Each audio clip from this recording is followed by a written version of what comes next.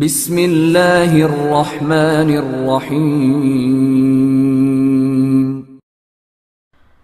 فارس کی بادشاہی ایک بار پھر کسریٰ پرویز کے خاندان میں آ گئی تھی اور لوگوں نے کہنا شروع کر دیا تھا کہ اب سلطنت فارس کی پہلی والی شان و شوکت لوٹ آئی ہے اور پھر دشمنوں پر دھاک بیٹھ جائے گی۔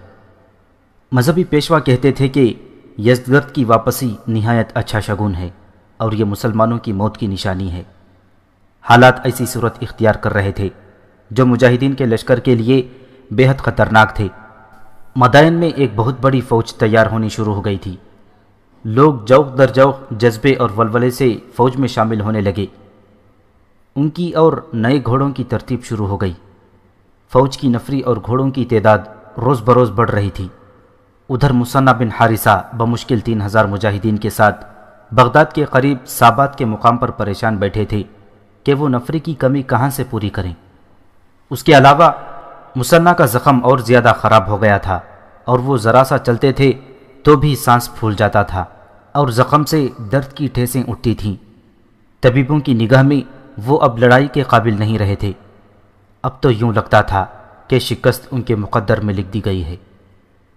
چونکہ کسریٰ پرویز کا ذکر ایک بار پھر آیا ہے، اس لیے ضروری معلوم ہوتا ہے کہ ہم پھر اس خط کی بات کریں جو رسول اللہ صلی اللہ علیہ وسلم نے اسے قبول اسلام کے لیے بھیجا تھا، اور پرویز نے رونیت کا یہ مظاہرہ کیا کہ یہ خط پھاڑ کر پھینک دیا تھا۔ اس داستان میں اس خط کا اور اس سے متعلق واقعے کا ذکر پہلے بھی آ چکا ہے، لیکن خط کا متن پہلے پیش نہیں کیا گیا۔ خط کی تحریر پیش کرنے سے پہلے پرویز کی فرعونیت کا مختصر سا ذکر ہو جائے تو بے محل نہ ہوگا۔ کسریٰ پرویز جو خسرو پرویز کے نام سے مشہور ہوا، وہ ہرمس کا بیٹا اور نوشیروان عادل کا پوتا تھا۔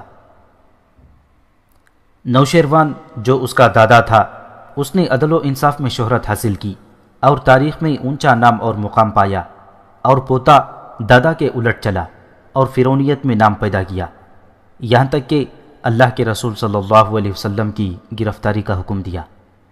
خسرو پرویز کے عروج و زوال کی تفصیلات طویل ہیں۔ ان تفصیلات کا چونکہ ہماری اصل کہانی کے ساتھ کوئی تعلق نہیں، اس لیے ہم مختصراً بیان کریں گے کہ خسرو پرویز پر ایسا وقت بھی آیا تھا کہ بہرام کے مقابلے میں نہ ٹھہر سکا اور مدائن سے اس حالت میں بھاگا کہ اس کے ساتھ صرف 30 سپاہی تھے۔ اس کا ذہن سازشی تھا، غیرت نام کی کوئی چیز اس کی فطرت میں نہیں تھی۔ اس نے اپنے دشمن قیصر روم سے جا مدد مانگی۔ یہ خسرو پرویز کی عیاری کا کمال تھا کہ رومیوں نے اسے بہت سی اور بہت بڑی طاقتور فوج دی۔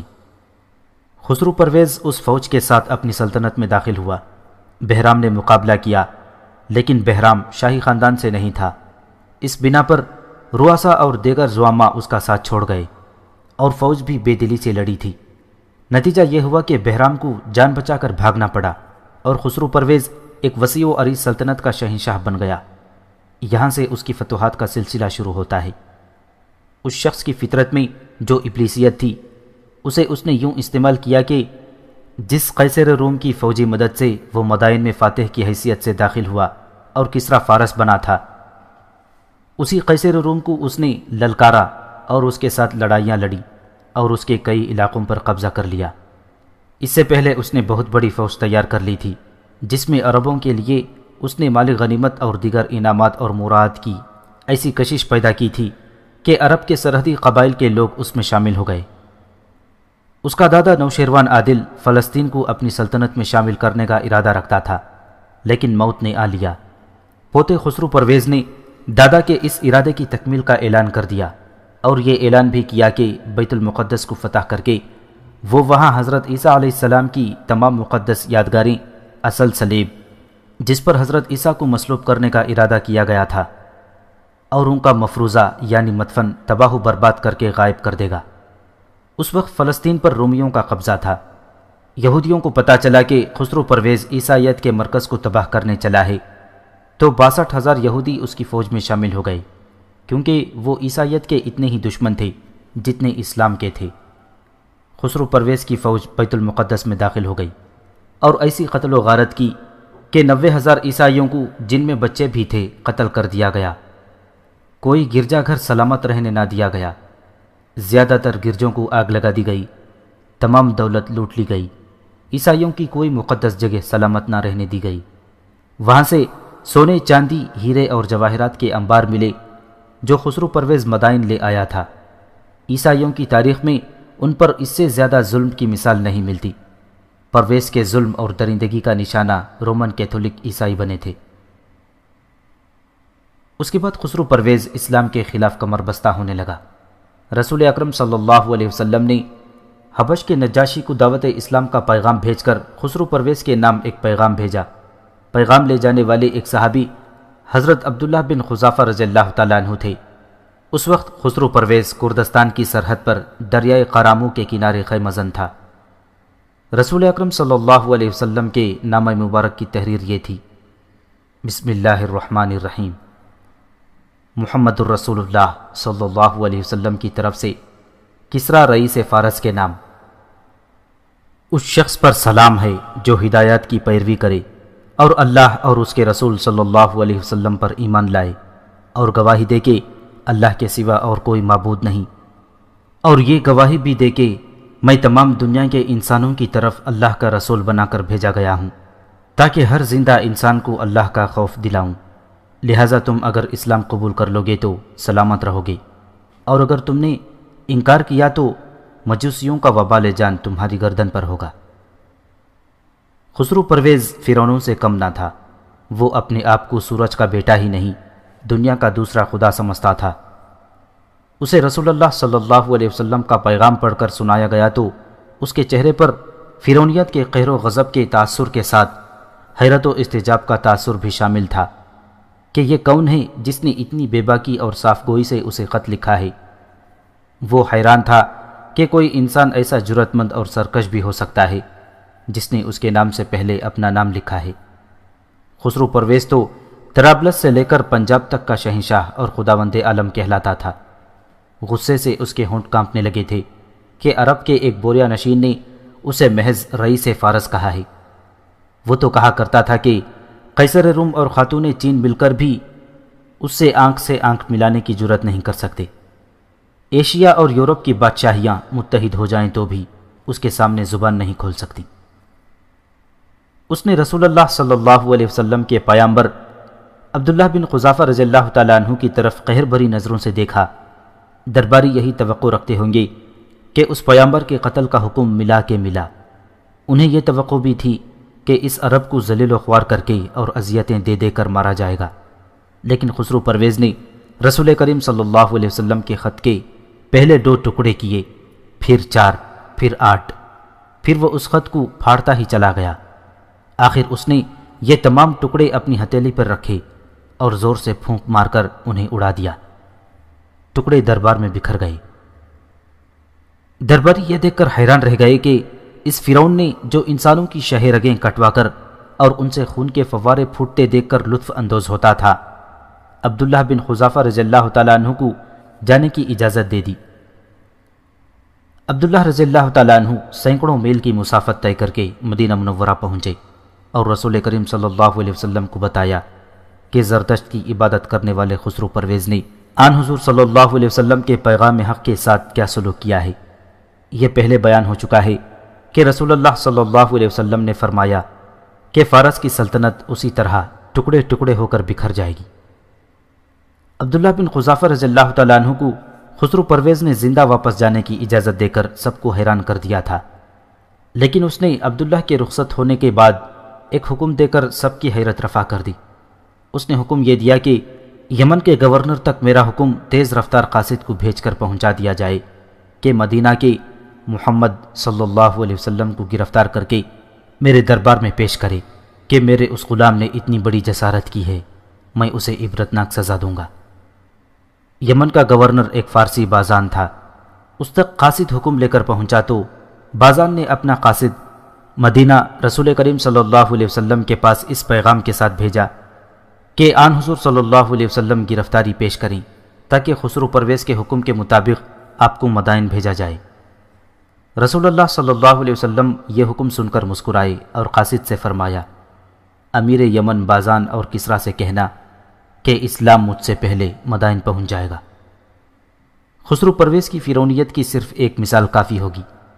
اس کے ایک بڑے ہی قابل اور تجربے کار جرنیل کی بیوی عیسائی تھی۔ خود خسرو پرویز کی ایک بیوی جس کا نام شیرین تھا عیسائی تھی۔ شیرین کا حسن بے مثال تھا۔ وہ اس قدر چالاک عورت تھی کہ خسرو پرویز جیسے فرعون اور درندے کو انگلیوں پر نچا لیتی تھی۔ خسرو پرویز نے بھرے دربار میں اپنے اس جرنیل کو حکم دیا کہ وہ اپنی بیوی کو چھوڑ دے کیونکہ وہ عیسائی ہے۔ ایک بیوی تو آپ کی بھی عیسائی ہے، جرنیل نے خسرو پرویز سے کہا۔ کیا شیرین عیسائی نہیں؟ آپ اسے کیوں نہیں چھوڑ دیتے؟ یہیں اور اسی وقت اس کی کھال اتار لی جائے، خسرو پرویز نے حکم دیا۔ جرنیل کو جکڑ کر دربار میں ہی اس کے کپڑے پھاڑ دیے گئے اور دربار میں زندہ اس کی کھال اتار کر ہلاک کر دیا گیا۔ یہاں خسرو پرویز کی شہنشاہیت، طاقت اور ستوت کی ایک جھلک دکھانا ضروری معلوم ہوتا ہے۔ وہ اپنے آپ کو دنیا کا دوسرا خدا نہ کہتا تو کیوں نہ کہتا؟ فارس کا پایا تخت تو مدائن ہی تھا، لیکن مدائن سے 60 میل دور شمال کی طرف خسرو پرویز نے اپنی رہائش کے لیے ایک محل تعمیر کروایا تھا۔ اگر یہ محل زمانے کی دست برد سے بچا رہتا تو اس کا شمار عجائبات عالم میں ہوتا۔ خسرو پرویز نے اس محل کا نام قصر دستاگرد رکھا تھا۔ مولانا ظفر علی خان مرحوم نے 2 مورخوں کے حوالوں سے لکھا ہے کہ اس محل کو دیکھ کر جنت الفردوس کا گماں ہوتا تھا۔ اس کے چاروں طرف دور دور تک لہلہاتے سبززار اور مرغزار تھے، جن میں چکور، مور، شتر مرغ اور ہرن چرتے چکتے تھے۔ یہ وسیع و عریض محل 40,000 ستونوں پر کھڑا تھا، جن پر سونے کا پانی چڑھا ہوا تھا۔ محل کے اوپر 1000 برج تھے جو خالص سونے کے بنے ہوئے تھے۔ قصر دستاگرد میں 960 ہاتھی، 20,000 اونٹ اور 6,000 اعلیٰ نسل کے گھوڑے زرق برق کپڑوں میں سجے ہوئے موجود رہتے تھے۔ محل کے دروازے پر رات دن 6,000 زرنی کمر سربازوں کا پہرا رہتا تھا۔ محل کے اندر کی فضا مشک و عنبر سے مہکتی رہتی تھی۔ قصر دستاگرد میں 3000 نوخیز اور انتہائی حسین لڑکیاں رکھی ہوئی تھیں۔ کوئی انسان رتبے کے حساب سے کتنا ہی بڑا کیوں نہ ہوتا، جب خسرو پرویز کے دربار میں جاتا تو پہلے سجدہ کرتا، پھر آداب بجا لاتا۔ خسرو پرویز خدائی کا دعویٰ نہ کرتا تو کیوں نہ کرتا، لیکن وہ اس خدا کے وجود کو تو نہیں مٹا سکتا تھا جس کے ہاتھوں میں ہر انسان کی عزت اور ذلت ہے، اور جو ہر فرعون کے لیے ایک موسیٰ پیدا کر دیا کرتا ہے۔ اس آتش پرست فرعون کی زوال کی داستان بڑی طویل اور عبرتناک ہے۔ ہم چونکہ داستان کوئی اور سنا رہے ہیں، اس لیے اس فرعون عجم کا ذکر مختصر کرتے ہیں۔ اس زمانے کی تحریروں سے پتہ چلتا ہے کہ خسرو پرویز کا جاہ و جلال اور اس کی جنگی قوت دیکھ کر سب کہتے تھے کہ ساری دنیا سلطنت فارس میں آ جائے گی، لیکن حالات نے ایسا پلٹا کھایا کہ خسرو پرویز قصر دستاگرد سے چور دروازے سے بھاگا۔ اس کے ساتھ 6000 پہرے دار نہیں تھے، 960 ہاتھی نہیں تھے، 20,000 اونٹ اور 6,000 گھوڑے نہیں تھے، نہ اس کے ساتھ 3000 حسین لڑکیاں تھیں۔ اس کے ساتھ اپنی چہیتی ملکہ شیرین تھیں اور صرف 2 کنیزیں تھیں۔ اس بے سر و سامانی کے عالم میں وہ قصر دستاگرد سے نکلا اور 60 میل چل کر مدائن پہنچا تو مخلوق خدا اس کے راستے میں سجدہ ریز ہو گئی۔ خسرو پرویز کی جان میں جان آئی۔ اس کے قصر دستاگرد میں قیصر روم ہرقل پہنچ گیا تھا۔ خسرو پرویز ایسا دل برداشتہ ہوا کہ فیصلہ کر لیا کہ تخت فارس سے دست بردار ہو کر اپنے محبوب بیٹے مردہ زویا کو تخت پر بٹھائے گا، لیکن اسے احساس تک نہ تھا کہ اس کی حسین ترین اور چہیتی ملکہ شیرین کا بھی ایک جوان بیٹا تھا۔ وہ یہ بھی بھول گیا تھا کہ شیرین اس کی زوجیت سے دست بردار ہو جائے گی، تخت و تاج سے دست بردار نہیں ہوگی۔ خسرو پرویز کا فرعونی دماغ بہت کچھ بھول گیا تھا، اور یہ سوچ تو اس کے ذہن میں آئی ہی نہیں تھی کہ اس نے اللہ کے رسول صلی اللہ علیہ وسلم کے پیغام حق کی توہین کی تھی۔ شیرین نے اپنے طلسماتی حسن اور عیاری اور زبان کے جادو سے جس طرح خسرو پرویز کو رام کر رکھا تھا، اسی طرح اس نے امرائے سلطنت کو اپنی مٹھی میں لینا شروع کر دیا۔ زر و جواہرات کی اور کمسن حسیناؤں کی اس کے پاس کمی نہیں تھی۔ اس کا اپنا حسن سحر انگیز تھا۔ امرا اور جرنیل محصور ہو کر اس کے جال میں آتے گئے، اور وہ ان سب کو اپنے بیٹے کے حق میں اور اپنے خاوند خسرو پرویز کے خلاف کرتی گئی۔ شیرین کے بڑے بیٹے کا نام شیرویا تھا۔ اس کا یہی اعزاز کافی تھا کہ ملکہ شیرین کا بیٹا تھا۔ اس نے فوج کو اس طرح اپنے ساتھ ملا لیا کہ درپردہ فوج میں یہ خوشخبری پھیلا دی کہ شیرویہ تخت پر بیٹھے گا تو افسروں اور سپاہیوں کی تنخواہیں بڑھ جائیں گی اور مال غنیمت میں سے حصہ ملا کرے گا اور کئی اور مراعات بھی دی جائیں گی۔ عیسائیوں تک یہ خوشخبری پہنچائی گئی کہ انہیں مذہبی آزادی ملے گی اور انہیں درجہ اول کی شہریت دی جائے گی۔ خسرو پرویز اس سازش سے بے خبر تھا۔ اسے شک تک نہ ہوا کہ شیریں اس کی آستین کا سانپ بن گئی ہے۔ خسرو پرویز نے ابھی تخت سے دستبردار ہونے کا اعلان نہیں کیا تھا۔ ایک روز شیرویہ نے باپ کو حکم دیا کہ وہ تخت سے دستبردار ہو جائے۔ خسرو پرویز نے حکم دیا کہ اس کے بیٹے شیرویہ کو قتل کر دیا جائے گا، لیکن اس کا حکم ایسا ہی تھا جیسے کسی نے ہوا میں تیر چلا دیا ہو۔ اس نے شیریں کو بلایا اور اسے بتایا کہ اس کا بیٹا پاگل ہو گیا ہے، اسے سنبھالے۔ یہ میرے بس میں نہیں تاجدار، شیریں نے عجیب سے تبسم سے کہا، اسے فوج بھی نہیں سنبھال سکتی۔ اس نے خسرو پرویز کے کان میں کہا، اس تخت پر میرا بیٹا بیٹھے گا، جرنیلوں کو حکم دے کر دیکھ لو، سب میرے بیٹے کے وفادار ہیں۔ خسرو پرویز غصے سے اٹھا اور جرنیلوں اور امراء کو طلب کر کے انہیں شیریں اور شیرویہ کے خلاف بڑے ظالمانہ حکم دیے، لیکن امراء اور جرنیلوں کا رویہ بالکل سرد رہا۔ خسرو پرویز پر یہ ہیبتناک انکشاف ہوا کہ صرف چند آدمی اس کے ساتھ رہ گئے ہیں جو ایک مورخ کے الفاظ میں آٹے میں نمک کے برابر تھے۔ اسے مشورہ دیا گیا کہ وہ مدائن سے نکل جائے۔ میں رومیوں سے صلح کر کے اپنے اس بیٹے کی سرکشی کی سزا دوں گا، خسرو پرویز نے کہا۔ شیریں کو فریب کاری کی سزا دوں گا۔ شیرویہ اور شیریں کے کانوں تک یہ الفاظ پہنچے تو شیرویہ محافظ دستے کے گھڑ سواروں کو ساتھ لے کر اپنے باپ کے پاس گیا۔ باپ کو کچھ دیر پہلے اطلاع مل گئی کہ اس کا بیٹا کسی خطرناک ارادے سے اس کے پاس آ رہا ہے۔ خسرو پرویز بھاگ نکلا، لیکن شہر سے نہ نکل سکا۔ ایک غریب سے آدمی کی جھونپڑی میں جا چھپا۔ رسول اکرم صلی اللہ علیہ وسلم کو حکم دینے والا اور جنت الفردوس جیسے قصر دستاگرد میں رہنے والا اور اپنے آپ کو خدا کہنے والا ایک تنگ و تاریک اور غلیظ جھونپڑی میں اس طرح چھپا کہ اس کے اوپر بدبودار چیتھڑے اور گھاس ڈال دی گئی۔ گھڑ سوار فوجیوں نے سارے شہر میں گھوم کر اعلان کر دیا کہ خسرو پرویز جس گھر سے برآمد ہوگا اس گھر کو آگ لگا دی جائے گی اور گھر کے بچے سے بوڑھے تک کو زندہ جلا دیا جائے گا۔ اس حکم کے بعد کس میں اتنی ہمت تھی کہ خسرو پرویز کو اپنے گھر میں چھپائے رکھتا؟ ایک غریب سا آدمی ایک گھڑ سوار کے پاس آیا اور منہ سے کچھ کہنے کے بجائے اپنی جھونپڑی کی طرف اشارہ کر دیا۔ فوجی جھونپڑی میں آئے اور فارس کے فرعون کو چیتھڑوں اور گھاس کے نیچے سے نکال کر باہر لے آئے اور اسے محل میں لے جا کر شیرویہ کے سامنے کھڑا کر دیا۔ اسے زنجیروں میں باندھ کر میدان میں لے چلو، شیرویہ نے حکم دیا۔ اس کے تمام بیٹوں کو پکڑ لاؤ۔ حکم کی تعمیل ہوئی۔ خسرو پرویز کو زنجیروں میں باندھ کر محل کے قریب ایک میدان میں لے گئے اور اس کے بیٹوں کو ایک ایک کر کے میدان میں لایا جانے لگا۔ یہ سب شیرویہ کے بھائی تھے جو مختلف بیویوں میں سے تھے۔ ان کی تعداد شیرویہ کو ملا کر 19 تھی۔ جب تمام بیٹوں کو لا چکے تو شیرویہ نے انہیں گنا۔ تعداد 18 ہونی چاہیے تھی لیکن 17 تھی۔ ایک کم ہے، شیرویہ نے کہا۔ ان میں یزدگرد نہیں ہے، اسے بھی لاؤ۔ بہت سے لوگوں نے محل کا کونا کونا دیکھ لیا۔ شہر میں اعلان کیا گیا کہ یزدگرد اور اس کی ماں کو پناہ دینے والے کے گھر کو آگ لگا کر گھر کے ہر فرد کو زندہ جلا دیا جائے گا، لیکن اس ماں بیٹے کا کہیں سراغ نہ ملا۔ کسی کو معلوم نہ تھا کہ خسرو پرویز کا ایک دوست ساران بھی غائب ہے۔ اس وقت یزدگرد اپنی ماں کے ساتھ مدائن سے بہت دور جا چکا تھا۔ ساران ان کے ساتھ تھا۔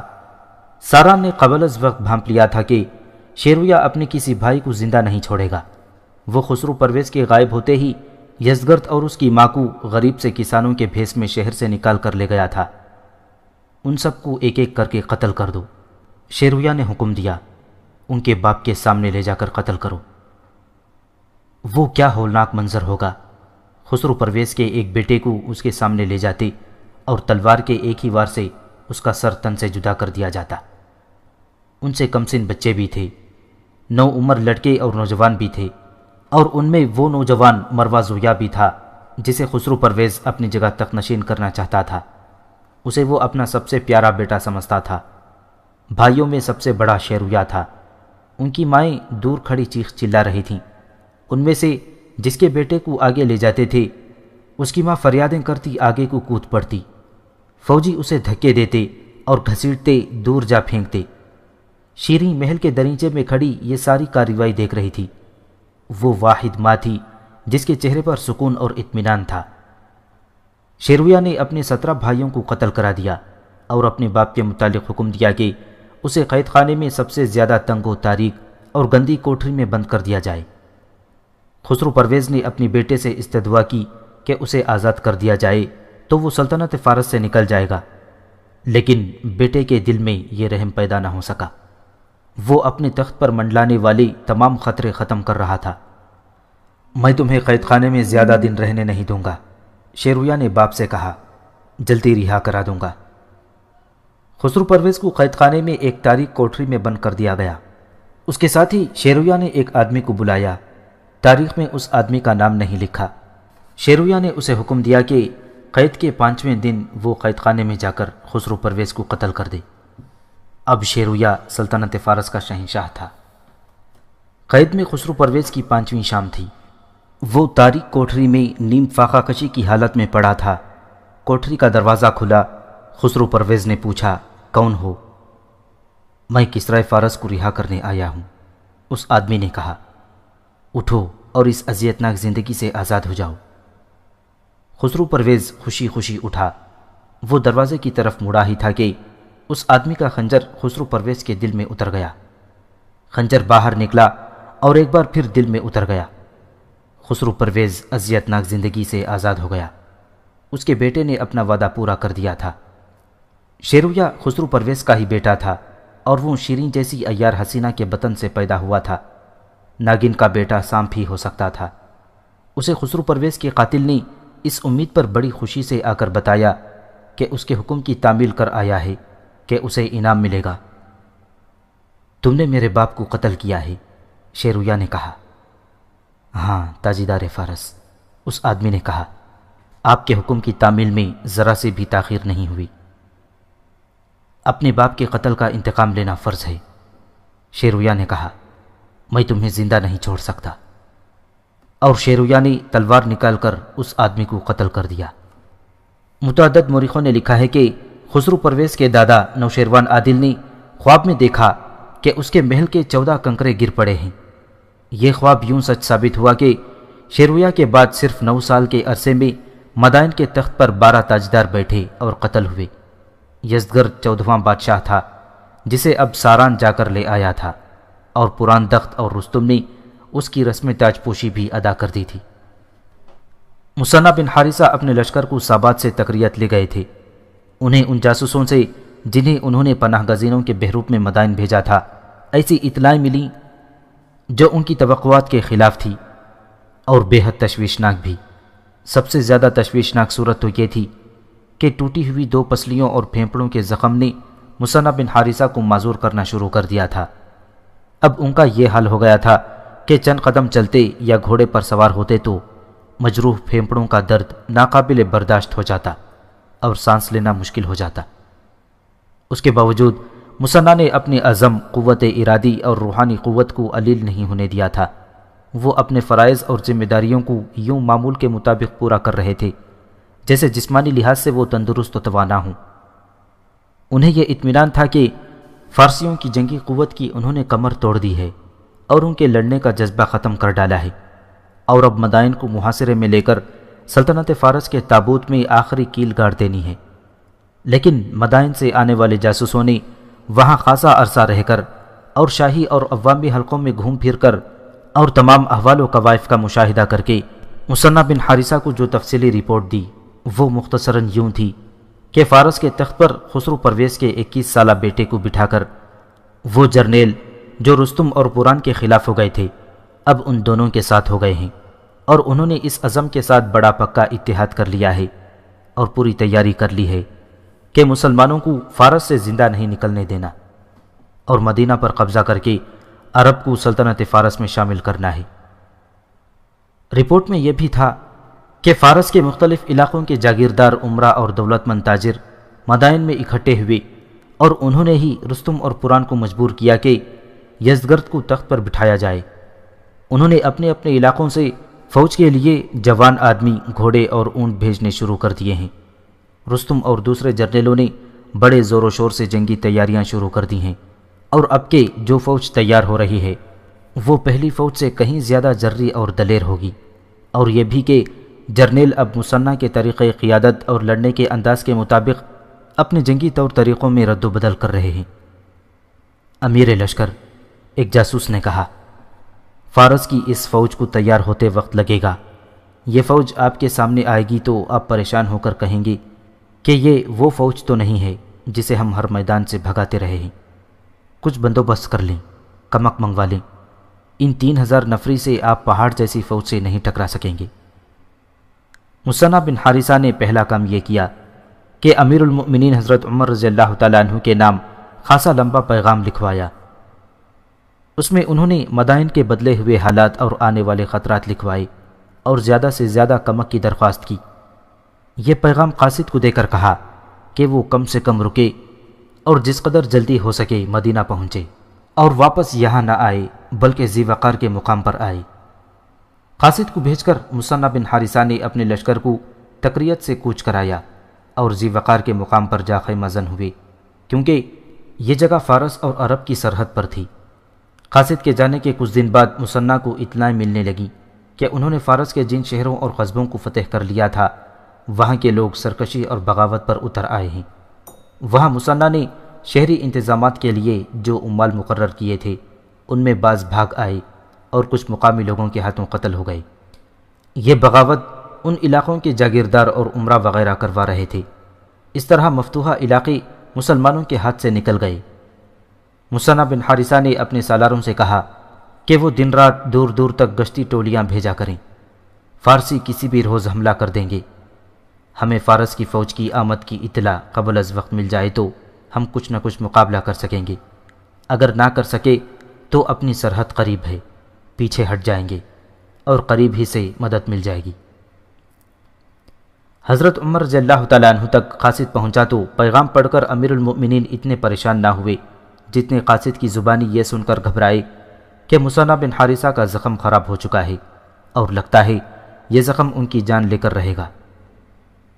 خدا کی قسم، حضرت عمر نے یہ الفاظ کہے جو ہر مستند مورخ نے لکھے ہیں، میں شاہان عجم سے ملوک عرب کو ضرور ٹکراؤں گا۔ امیر المؤمنین نے اسی وقت مختلف قبیلوں کے سرداروں کو پیغام بھجوائے کہ ہاتھ آیا عجم عرب کے ہاتھ سے نکل رہا ہے اور وہاں وہ سپہ سالار جو آگ کی عبادت کرنے والوں کو روکے ہوئے ہے پھیپھڑوں کے زخم سے مر رہا ہے۔ مورخ لکھتے ہیں کہ یہ پیغام اس قدر جوشیلا، اشتعال انگیز اور جذباتی تھا کہ قبیلوں کے سردار اپنے آدمی لے کر مدینہ پہنچنے لگے۔ پیغام بھیج کر حضرت عمر حج کے لیے مکہ چلے گئے۔ فریضہ حج ادا کر کے واپس آئے تو مدینہ میں لوگوں کا اتنا ہجوم تھا کہ تل دھرنے کو جگہ نہیں ملتی تھی۔ حضرت سعد بن ابی وقاص رضی اللہ تعالیٰ عنہ نے 3000 آدمی بھیجے تھے۔ قبیلہ حضرموت، صدف، مزہج، قیس اور غیلان کے سرداروں نے 8000، بنو تمیم اور بنو رباب نے 4000 اور بنو اسد نے 3000 آدمی بھیجے۔ حضرت عمر نے مثنیٰ بن حارثہ کے قاصد کو کچھ ہدایات دے کر یہ بھی کہا تھا کہ 2 سرحدی قبائل ربیہ اور مزر تمہارے قریب ہیں، انہیں کہو کہ اپنے زیادہ سے زیادہ آدمی بھیجیں۔ یہ لشکر اتنا بڑا ہو گیا اور اس لشکر کی نوعیت ایسی تھی کہ حضرت عمر خود اس کے سپہ سالار بن گئے اور لشکر کو ساتھ لے کر مدینہ سے 3 میل دور سرار کے مقام پر رک گئے جو ایک چشمہ تھا۔